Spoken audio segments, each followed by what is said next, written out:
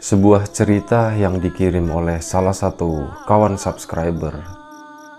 Namanya Mbak Yuanita, tentang sebuah pengalaman yang mungkin belakangan atau beberapa hari ini lagi viral, yaitu mengenai spirit doll atau boneka arwah seperti itu. Boneka yang konon katanya memiliki kekuatan magis yang mungkin di dalamnya itu dihuni oleh sesuatu, ya, sebangsa jin dan sebagainya kayak gitu, yang katanya sih bisa membawa manfaat untuk yang merawatnya seperti itu. Dan sebenarnya cerita ini udah dikirim cukup lama, sekitar 4 bulan yang lalu, dan ini adalah mungkin momen yang tepat gitu ya, sesuai momentum karena lagi ramai seperti itu ya. Jadi cerita ini dibawakan terlebih dahulu kayak. Terima kasih buat Mbak Yuanita dan Mas Rizky suaminya yang udah berbagi cerita ini.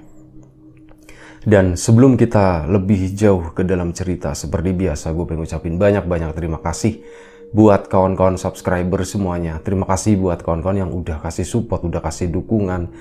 Terima kasih juga buat kawan-kawan yang udah ngasih like, udah nge-share ke yang lainnya. Gak lupa juga terima kasih banyak buat kawan-kawan yang udah ninggalin komentar. Terima kasih banyak semuanya. Satu lagi, terima kasih juga buat kawan-kawan yang udah ngasih support dalam bentuk membership, menjadi anggotanya atau gabung dengan membershipnya Lapak Horor. Terima kasih banyak. Balik lagi ke ceritanya Mbak Yuanita. Mbak Yuanita di Bekasi ya. Kejadiannya itu sebenarnya udah cukup lama, sekitar tahun 2009. Waktu itu Mbak Yuan ceritanya itu baru menikah, dan karena ada satu masalah internal keluarga ya, keluarga besarnya, akhirnya Mbak Yuanita itu harus tinggal di rumah kakeknya. Di sana bersama Mas Rizky tentunya, dengan segala beban keluarga. Aku baru menikah, belum siap sebenarnya menghadapi ujian kehidupan gitu ya, dan belum siap juga secara materi untuk membeli rumah sendiri, untuk ngebangun rumah sendiri. Tapi ya di awal-awal seperti ini kok ada aja gangguan-gangguan seperti ini. Jadi keluarga besarnya itu dari orang tuanya Mbak Yuanita, yang harusnya ya Mbak Yuan itu saat menikah sementara itu mungkin sekitar setahun atau 2 tahun mau tinggal di rumah orang tuanya dulu. Tapi ternyata ada konflik internal di sana yang mengharuskan rumah tersebut itu dijual. Ya, konfliknya itu adalah untuk melunasi hutang dari kakaknya Mbak Yuanita, yang ternyata utangnya tuh banyak banget, gede banget, termasuk itu tadi, rumahnya itu harus jadi jaminan. Akhirnya ya, mau nggak mau rumah itu harus dilepas, dan Mbak Yuanita yang rencananya mau tinggal di sana harus atau terpaksa tinggal di rumah kakek neneknya. Nah, semuanya itu berawal dari sana. Jadi awalnya kehidupan Mbak Yuan itu nggak mulus, sama sekali nggak mulus ya. Selain konflik dari keluarga besar, Mbak Yuanita juga ada konflik internal juga berhubungan dengan masalah perekonomian. Namanya pengantin baru, mungkin wajar sebenarnya ya kayak gitu. Ada penyesuaian segala macam, ada yang salah perhitungan di awal begitu ya. Sampai akhirnya ya kayak gitu. Ujung-ujungnya antara Mbak Yuan dan Mas Rizky suaminya, mereka tuh sering bentrok dan kehidupannya itu nggak akur. Sampai suatu hari itu begini. Mbak Yuan entah kenapa tiba-tiba dia itu bermimpi didatangi. Dalam mimpinya itu pertama begini, Mbak Yuan itu berada di satu ruangan, di mana itu di sana cuman ada satu meja bundar doang di tengah itu. Di samping-sampingnya itu penuh dengan benda-benda klasik atau benda-benda lama. Mbak Yuan nggak kenal itu tempat itu di mana. Cuman ya itu tadi anehnya, ini ruangan apa ya? Cuman ada satu meja bundar, nggak ada taplaknya sama sekali, dan di atasnya tuh nggak ada isinya, bener-bener kosong. Ini meja apa ya? Tiba-tiba ada suara mirip anak kecil yang manggil namanya Yuan gitu, Yuan. Lah Mbak Yuan kan dalam mimpi itu dia nyariin ini suara dari mana. kok ada suara seperti ini? Siapa ini suara anak kecil ini? Seperti itu. Dia nyari muter-muter dan ternyata suara itu berasal dari satu lemari di situ. Dan suara itu ternyata adalah suara sebuah boneka. Boneka yang sangat dia kenal itu adalah boneka semasa dia kecil. Yang pernah dia mainin tapi nggak terlalu lama. Durasinya singkat, dia main boneka itu karena tiba-tiba boneka itu menghilang. Entah kemana, dan waktu itu, waktu kecil, Mbak Yuan itu juga ingat sempet nyariin boneka itu gitu. Ini mama bonekaku di mana, bonekaku di mana? Lah kamu yang main, ayo cari-cari. Dicariin semuanya sama orang tuanya, sama saudara-saudaranya yang lain. Tapi boneka itu tetap nggak ketemu. Sekali ketemunya itu tadi di mimpi. Loh ini kan boneka yang dulu pernah aku mainin gitu. Itu inget gitu ya, dalam memorinya Mbak Yuanita di mimpi itu ada boneka itu. Akhirnya apa? Boneka tadi dibuka. Ini boneka yang udah pernah, ini boneka yang aku cari-cari selama ini. Kamu kemana aja, kamu kemana aja? Aku nggak kemana-mana, aku memang harus sembunyi. Katanya seperti itu sih boneka tadi. Dengan suaranya suara anak kecil khas boneka ya. Dan boneka itu seolah-olah katanya itu hidup, kayak menyerupai bayi gitulah, kayak manusia. Dia itu bisa ngomong, bisa senyum, matanya bisa kedap-kedap, mirip kayak manusia, cuman ya itu boneka gitu. Tiba-tiba Yuan, aku mau minta tolong, aku dipindahin dong, aku pengen berdiri atau duduk di atas meja itu.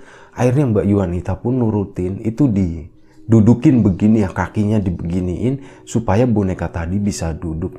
Begitu boneka tadi duduk, tiba-tiba boneka itu berdiri dengan sendirinya dan dia tuh lompat ke arahnya Mbak Yuanita. Nah di situ Mbak Yuanita dalam mimpi itu kaget banget sampai akhirnya dia itu benar-benar kebangun. Akhirnya Mbak Yuanita pun kebangun. Mas Rizky juga waktu itu ikut kebangun, suaminya. Meskipun waktu itu mereka itu lagi ada konflik, tapi sesekalinya ya tetap ya, namanya suami istri, jenuh juga mereka pun ya kayak gitu, tidur bareng mau nggak mau karena numpang juga di rumah kakek neneknya waktu itu. Kamu kenapa Yun? Kamu kenapa Yuan? Ini Mas, aku habis mimpi gitu. Terus diceritain ke Mas Rizky. Ya udah tidur lagi. Mungkin itu kayak memori kamu yang lalu-lalu balik lagi masuk ke alam bawah sadarmu segala macam kayak gitu ya. Itu penjelasan secara scientific gitu dari suaminya Mas Rizky itu. Akhirnya udah Mbak Yuan pun tidur lagi, tapi mencoba tidur lagi, tapi kayak gitu, cuman kelap-kelip, susah tidur. Aku tuh mikirin terus boneka itu maksudnya tuh apa gitu ya, sesuatu yang aku cari-cari udah lama dan tiba-tiba muncul di mimpiku. Bahkan aku tuh nggak kepikiran sama sekali masalah boneka itu lagi. Bener-bener udah lupa, bener-bener udah nggak inget waktu itu. Akhirnya Mbak Yuanita itu tertidur dengan sendirinya. Setelah mungkin kurang lebih sejam atau sejam lebih, dia memikirkan hal tadi ya. Karena kecapean, lelah, matanya merem juga, akhirnya ketiduran juga. Keesokan paginya Mbak Yuan itu beres-beres. Entah kenapa bawaannya itu bilang sama eyangnya, "Yang, aku mau beres-beres rumah boleh ndak?" "Oh ya ndak apa-apa," katanya, bagus gitu. Lagian rumahnya ini emang udah berantakan banget karena eyang udah capek, udah ya beginilah mau beres-beres nggak sanggup. Ya udah aku beres-beresin deh daripada nggak ada kerjaan. Mas Rizky-nya tuh berangkat ke kantor, berangkat kerja ya. Mbak Yuan itu beres-beres, disapuin semuanya sampai akhirnya Mbak Yuan itu ke bagian daerah gudang di belakang rumah sana. Masih nyatu dengan rumah kakek neneknya tuh lumayan gede ya. Jadi ada satu ruangan masih di dalam rumah tadi. Ruangan bagian belakang di mana di situ tuh difungsikan sebagai gudang. Tempat menyimpan barang-barangnya kakek neneknya, termasuk ada barang-barang ibunya juga. Ibunya Mbak Yuan sewaktu masih kecil. Baju-bajunya itu ditaruh di sana semuanya. Lemarinya tuh gede-gede berjejer gitu. Itu dibersihin semuanya. Nah di situ Mbak Yuan coba buka-buka gitu ya. Karena di sana tuh lemarinya nggak ada yang dikunci. Kuncinya tuh masih nempel semua dan udah karatan begitu, nggak bisa dikunci, nggak bisa nggak bisa digerakin lagi. Nah kebetulan kan dibukain gini, dibersih-bersihin. Oh ini baju ibu. oh ini bajunya si ini, kayak gitulah, kelihatan semua di situ. Dan sampai akhirnya Mbak Yuan itu tiba-tiba keinget mimpinya. Oh, aku mimpi ngelihat boneka itu di lemari. Sebentar, ternyata ruangan yang dibersihkan sama Mbak Yuan itu adalah ruangan yang hampir nggak pernah dimasuki sama dirinya selama berada di tempat kakek neneknya itu. Dan memang dulu ruangan itu ya bukan ruangan untuk gudang. Baru beberapa tahun ke belakang itu difungsikan jadi gudang. Jadi Mbak Yuan saat ngelihat di mimpi itu, dia nggak ngeh gitu ya. Dia nggak mengenali tempat tadi, dan ternyata saat dia ngebersihin ruangan itu, ruangan bagian belakang rumah dari kakek neneknya itu, dia baru nyadar ini adalah tempat yang aku lihat dalam mimpiku, di mana aku ngelihat boneka yang bisa ngomong itu, bonekaku yang dulu sempat hilang. Dibuka akhirnya satu, sebentar lokasinya di mana? Oh di sini nih, di sini. Akhirnya dibuka sama Mbak Yuan, dan di situ apa, Mbak Yuan itu ngelihat ada satu boneka. Boneka dengan ukuran mungkin kurang lebih sekitar 40 cm. Boneka perempuan. Boneka perempuan pada umumnya dengan dress yang ala-ala Eropa seperti itu. Tapi memang kata Mbak Yuan mukanya itu memang agak seram.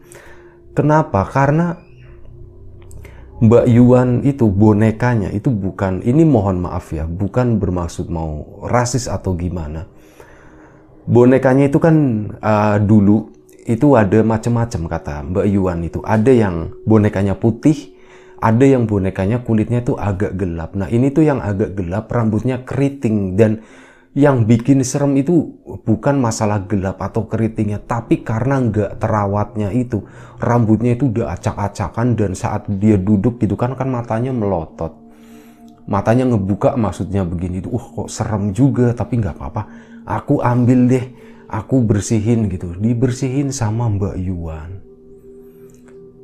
Dan dia sampai gini loh, tadinya kan mau ngebersihin seluruh ruangan yang ada di sana, tapi setelah nemu boneka tadi, boneka itu tuh kayak menjadi pusat perhatiannya.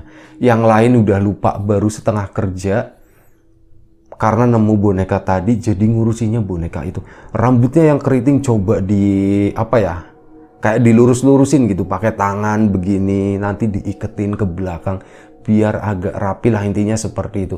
Di apa namanya, dikepang dua kayak, oh iya beneran ini bonekaku dulu, tapi kondisinya tuh udah nggak sebagus yang kemarin. Akhirnya apa, diambil sama Mbak Yuan. Saat keluar, loh Yuan itu bonekanya siapa gitu? Ini bonekaku yang dulu waktu aku kecil aku main ini dan terus hilang. Aku cariin kemana-mana sama mama, tapi ya nggak pernah ketemu, dan ini baru ketemu lagi yang sekarang. Oh ya udah disimpan sana yang baik-baik gitu. Itu kebetulan Eyang juga lupa nyimpen itu ya, kok ada itu ya. Eyang udah yang mungkin udah tua gitu, dan boneka itu mungkin udah lama ke situ kali. Dulu itu kayak mungkin hilang nggak sengaja kayak gitu, ada yang ngambil mindahin seperti itu. Iya Yang, ya udah ini aku ambil ya Yang ya. Oh iya silakan. Akhirnya diambil sama Mbak Yuan, dibawa ke kamarnya, ditaruh di meja di samping tempat tidurnya itu. Singkat cerita tuh begini, seharian Mbak Yuan itu terus berpikir ya, ngelihat boneka itu, entah kenapa kok banyak bayangan dari masa lalu yang datang. Sewaktu dia kecil, semua memorinya tuh jadi balik.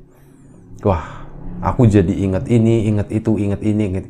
Udah jadi seharian itu dihabisin sama Mbak Yuan itu untuk ngebayangin masa lalunya atau masa kecilnya. Dia pun keluar kamar, nanti balik lagi ke situ nengokin bonekanya kayak gitu. Itu diperhatikan terus gitu kan. Ini kok boneka rasa-rasanya kok beda ya. Mbak Yuan itu di awal bahkan udah ngerasain ada sesuatu yang berbeda di boneka itu. Entah kenapa. Itu jelas-jelas boneka, bukan manusia, tapi ngerasanya Mbak Yuan ini boneka kok kayak hidup gitu. Dia tuh kayak mencoba menyampaikan sesuatu, tapi entah kenapa aku tuh nggak bisa nangkep gitu apa sih yang mau diomongin sama dia. Ya udah, jadi cuman kepikiran hanya sebatas seperti itu. Ada perasaan-perasaan di awal, sesuatu yang aneh, sesuatu yang ganjil dari boneka itu, yang Mbak Yuan sendiri tuh nggak bisa ngejelasin secara detail itu gimana rasanya. Sampai akhirnya malam harinya, suaminya pulang selepas maghrib. Nah, suaminya masuk gitu dan dia nanya, wah Yuan itu boneka siapa? Itu boneka aku mas yang dulu sempat hilang. Oh gitu. Kamu nggak serem ngeliatin itu katanya. Ya enggak sih mas, orang aku dulu waktu kecil juga seneng sama boneka ini.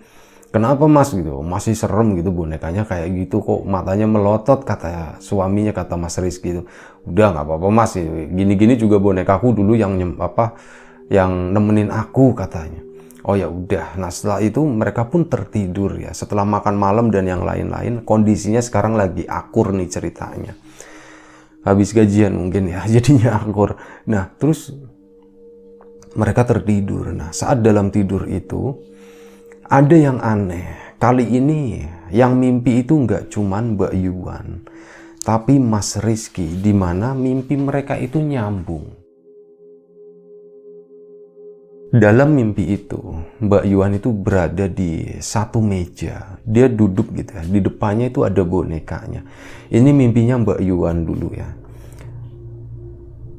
Boneka tadi itu seolah-olah ngomong. Meskipun mulutnya itu nggak berkecap, tapi seolah-olah ngomong. Yuan, kamu mau aku hidup katanya. Iya, aku pengen kamu hidup biar aku bisa biar aku ada temennya, katanya seperti itu.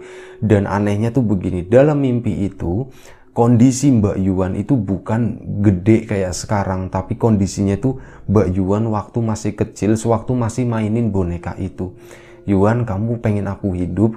Iya, aku pengen kamu hidup, ya udah, sana kamu ambil jarum ya.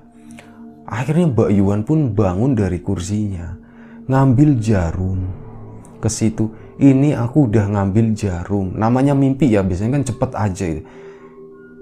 Oh ini ada iklan biasa lewat. Aku udah bawa jarumnya, terus aku harus ngapain katanya.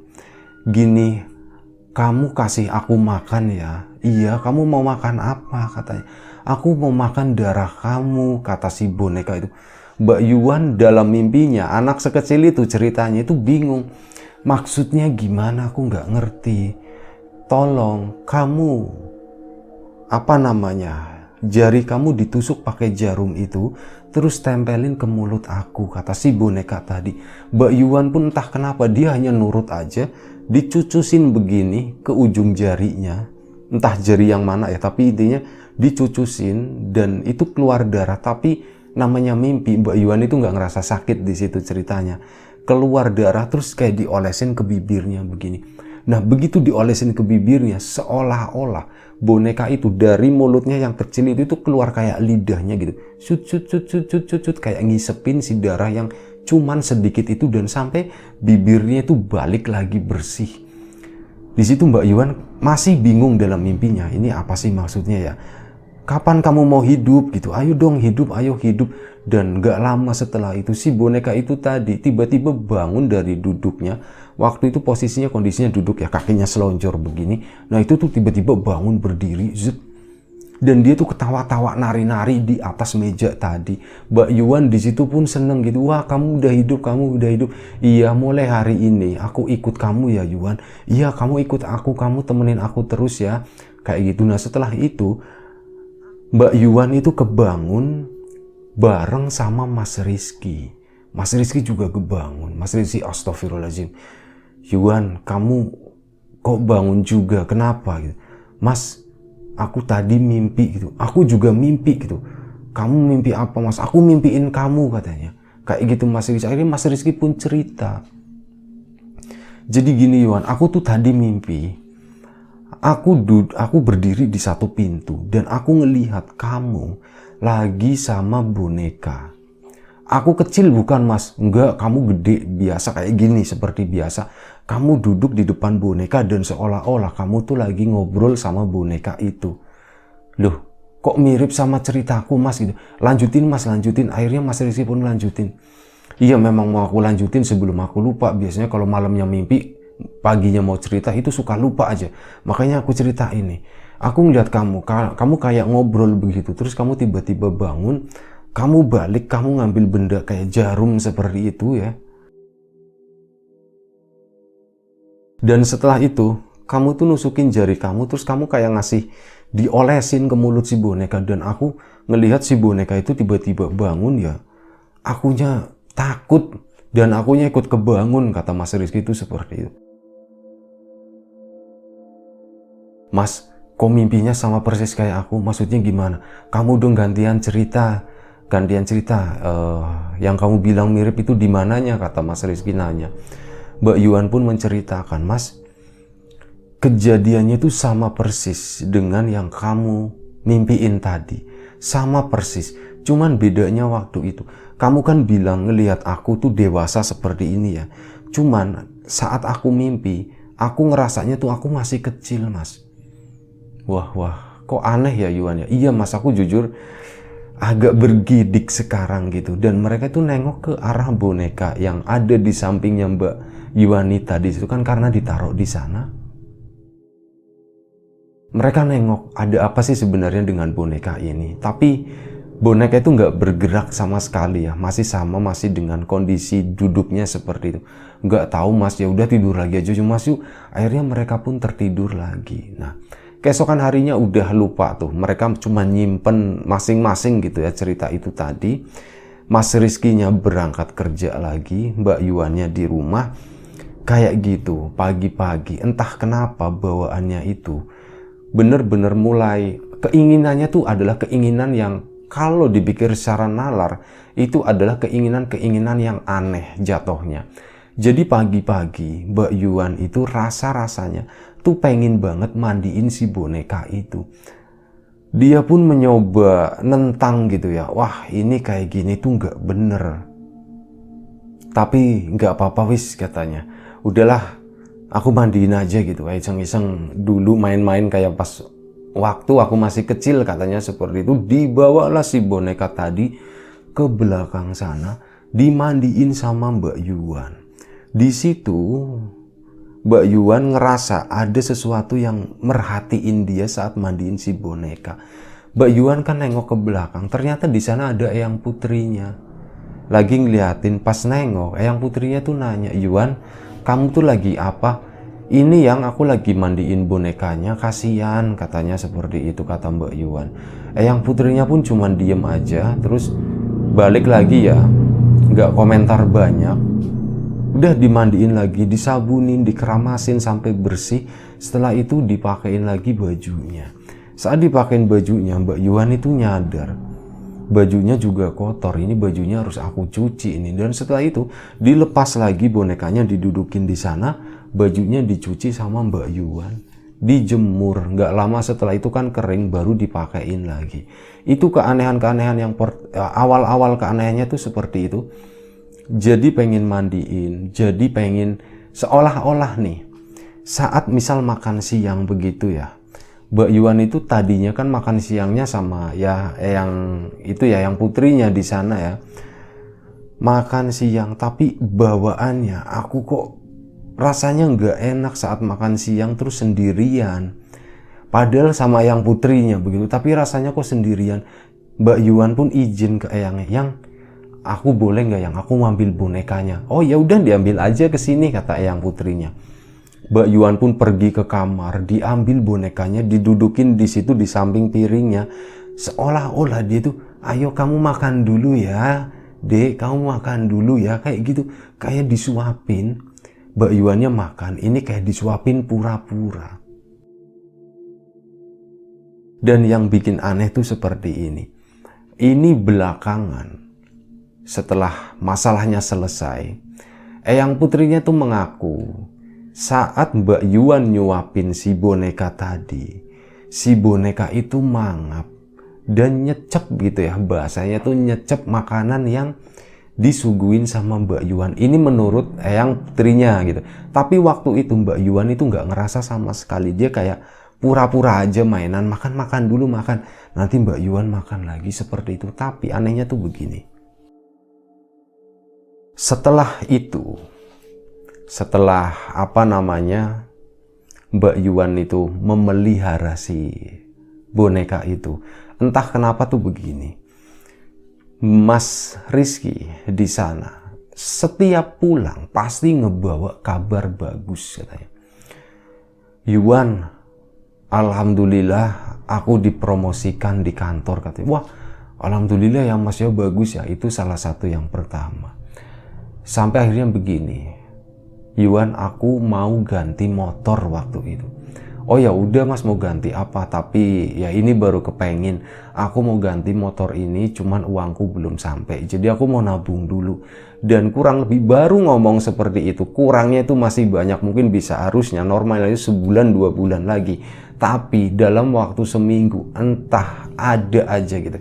Motor lamanya ditawarnya yang mau dijual itu lebih tinggi dari harga normal kayak. Jadi banyak keberuntungan yang aneh begitu ya. Yang terlalu gampang kok dimudahkan banget seperti ini. Akhirnya ya kayak gitu. Mas Rizky-nya ganti motor baru sampai akhirnya kebeli banyak-banyak barang berharga begitu ya. Barang emas Mbak Yuan jadi makin banyak. Mobil pun akhirnya kebeli, semuanya tuh kayak kepenuhi gitu dengan mudahnya. Dan sampai akhirnya tuh begini, Mbak Yuan itu suatu hari tuh ngomong sama si boneka karena gabut di rumah gitu ya, manggilnya Dek, aku nggak tahu kenapa ya belakangan kok gampang banget setelah aku ngerawat kamu, semuanya kok kayak dimudahkan kayak gitu, kenapa? Dan di sana si boneka itu ketawa gitu, ketawa anak kecil tipis gitu ya, gitulah. Gue nggak bisa niruin terus terang. Katanya ketawa tipis seperti itu. Mbak Yuan kan agak kaget, loh. Aku kok tadi ngedenger suara ya, kamu ketawa ya gitu. Iya, aku ketawa. Nah di situ si boneka tadi bisa ngomong katanya kayak gitu. Ini antara Mbak Yuan juga bingung apakah ini cuman hayalan doang, halusinasi atau apa. Tapi benar-benar yang Mbak Yuan rasakan dan lihat waktu itu, si boneka itu bisa ngomong. Dan intinya tuh begini, yang disampaikan sama si boneka tadi, kamu akan bertambah mulia, hidup kamu akan lebih mudah kalau kamu terus ngerawat aku katanya. Gimana caranya aku ngerawat kamu? Kasih makan aku terus. Kayak gitu. Akhirnya Mbak Yuan itu kayak jadi kebiasaan nusukin. Kali ini bukan dalam mimpi ya, tapi dalam kehidupan nyata tuh kayak gitu. Diolesin pakai darah mulutnya, diolesin pakai darah, dan itu hampir seminggu sekali. Meskipun secara signifikan itu nggak ngaruh apa-apa ke fisiknya Mbak Yuan. Tapi di sana eyang putrinya itu ternyata udah melihat sesuatu yang gak beres. Sesuatu yang gak baik sedang terjadi di rumahnya. Sampai akhirnya begini, suatu hari, Yuan, sini eyang mau ngomong. Tapi bonekanya taruh di kamar ya. Oh njih eyang, iya eyang putri, bukan gak pakai njih ya. Iya eyang putri, akhirnya bonekanya ditinggalin. Karena apa? Keanehannya tuh itu, Mbak Yuan itu udah gede tapi kemana-mana itu masih megang boneka. Itu kan satu keanehan juga gitu. Makanya yang putrinya tuh bilang bonekanya taruh dulu di kamar. Mbak Yuan pun nurut ke situ. Yuan, eyang itu mau ngomong dan eyang yakin kalau Yuan itu juga yakin eyang itu sayang gitu. Apapun yang eyang kepengen itu pasti demi kebaikannya kamu. Oh iya eyang, itu aku percaya banget. Jadi begini, ada sesuatu yang gak baik yang lagi bermain di rumah ini. Mbak Yuan itu cuman diem aja. Dan dalam hatinya Mbak Yuan itu sebenarnya waktu itu saat diomongin kayak gitu, itu tuh udah kerentek gitu. Ini tuh, oh ini pasti berhubungan dengan boneka itu nih. Pasti berhubungan dengan aku nih. Dan eyangnya itu memang ngomongnya itu nggak secara vulgar, nggak langsung. Ya, ada sesuatu yang baru hadir di sini, dan dia itu lagi menghisap apa yang ada, kehidupan. Menghisap kehidupan yang ada di rumah ini. Katanya seperti kata yang, Maksudnya gimana? Eyang Mbak Yuan itu udah mulai agak tersinggung waktu itu, katanya, ya nanti kamu akan tahu dengan sendirinya, kata si Eyang Putri. Oh iya Eyang, ya udah itu aja sih. Kamu hati-hati ya anak ya. Kamu hati-hati ya nak ya. Jangan mudah percaya dengan apa yang kamu lihat, katanya seperti itu. Dan setelah itu udah Mbak Yuan pun pergi. Lagi-lagi balik lagi ke boneka itu. Bahkan Mbak Yuan pergi ke mall kayak itu dibawa loh boneka itu di tas ya. Biar nggak terlalu mencolok, boneka tadi itu dibawa di dalam tas. Sampai akhirnya suatu hari Eyang Putrinya pun manggil Mas Rizky, suaminya Mbak Yuan. Rizky, kamu tolong ya jagain istri kamu. Oh iya, Eyang, kenapa memangnya Eyang?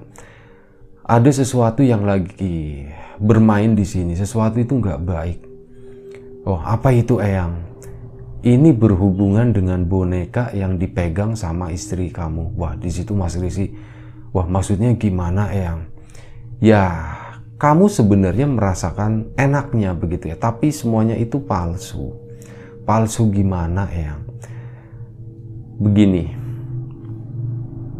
ini menurut firasat Eyang, bisa salah, bisa benar. Selama kalian atau Yuan memelihara boneka itu, selalu ngasih makan darah boneka itu. Makan darah yang ternyata Mas Rizky itu nggak tahu selama ini kayak gitu. Iya, Yuan itu suka ngasih makan boneka itu dengan darahnya sendiri.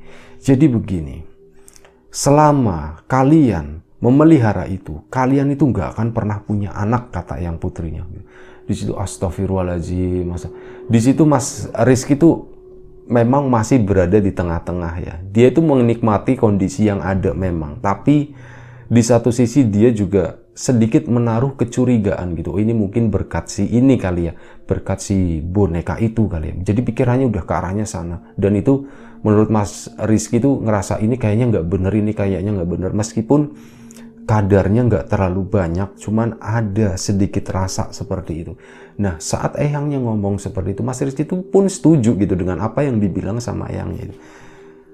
Dan Mas Rizky bilang, jujur saya tuh nggak pernah berpikir sampai sejauh ke sana Eyang. Bahkan saya tuh nggak ngerti masalah beginian. Ya, Eyang orang tua, Eyang udah banyak mengenyam hal-hal seperti itu. Apalagi dari mendiang kakeknya Yuan gitu. Beliau kan juga orang yang mengerti hal seperti itu, banyak cerita. Ya katanya begitu.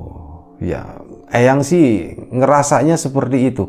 Dan Eyang itu yakin ini kalian berdua itu lagi dihisap saripatinya, katanya. Kamu sama Yuan itu lagi dihisap sama si boneka itu. Dan selama kalian memelihara dia sebagai anak, kalian berdua itu nggak akan pernah bisa hamil sampai kapanpun, kecuali kalian buang jauh-jauh si boneka itu, katanya. Dan saat ngomong kayak gitu, Eyangnya itu mulai agak serius gitu. Baik Eyang, nanti coba saya pikirkan, kasih saya waktu gimana menyelesaikan ini.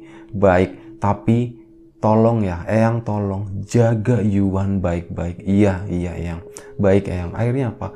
Sampai beberapa hari proses itu, Mas Rizky pun sempat cerita teman-teman di kantornya. Dan di kantornya itu memang katanya ada orang-orang yang mengerti hal seperti itu. Salah satu rekan kantornya itu adalah orang yang biasa ngimamin sholat di sana ya, di musola kantor. Mas Rizky pun awalnya bingung, tapi aku coba cerita aja ke beliau itu. Dan beliau itu memang ngasih sesuatu itu mirip dengan apa yang dibilang sama Eyangnya. Meskipun gak diceritain ya, tapi sesuatu itu mirip dan disampaikan. Ya memang alangkah baiknya jauhkan boneka itu dari istri kamu, katanya seperti itu. Oh baik mas, nanti saya akan coba ya. Nah setelah itu, ini singkat cerita aja, Mas Rizky pulang. Mas Rizky coba ngomong sama Yuan, maksud dan tujuannya untuk ngelepasin boneka itu dari Mbak Yuan. Tapi Mbak Yuan itu nggak bisa, nggak mau. Aku nggak mau gitu, aku nggak peduli, aku mending kamu yang pergi jauh ke sana daripada si boneka ini. Udah seperti itu. Nah di sana Mas Rizky pun akhirnya berpikir ini udah nggak bener, ini udah nggak wajar. Akhirnya apa? Mas Rizky pun bilang lagi ke teman kantornya yang orang pintar itu tadi begini diceritain semuanya. Akhirnya si orang kantor itu pun ya udah gini aja, kita bikin acara aja gitu ya, kita janjian, tujuan kita adalah seperti ini, memisahkan nanti kita cara menghancurkan boneka itu dengan cara dikubur gitu, dimana istri kamu itu nggak tahu, katanya kayak gitu. Baik, si orang kantor tadi itu bawa teman-temannya ke rumahnya Eyang Putrinya, ke rumahnya Mas Rizky sama Mbak Yuhanita ke situ ya. Di sana Eyang Putrinya juga udah tahu masalah itu, lagi diupayakan, lagi diusahakan, sampai akhirnya begini, Mbak Yuhan itu tidur siang, Mas Rizky itu diam-diam, bukan tidur siang, tidur malam waktu itu. Tidur malam seperti biasanya, Mas Rizky pun kebangun dan memang udah janjian sama orang-orang itu, diambillah boneka tadi, dibawa ke sana, dikasih ke orang-orang itu, ini bonekanya. Tolong dibuntel dibalut pakai kain ya. Kami nggak mau nyentuh secara langsung katanya. Akhirnya pakai kain seadanya di situ waktu itu. Akhirnya diambil sama si orang pintar tadi, kayak didoain. Nah, beberapa orang diantaranya itu dia ngegali tanah di sana. Setelah itu kayak dilakuin upacara begitu ya, ritual doa-doa seperti itu. Itu ditanam di tanah, langsung diuruk begini, terus tanahnya tuh digebuk-gebuk gini.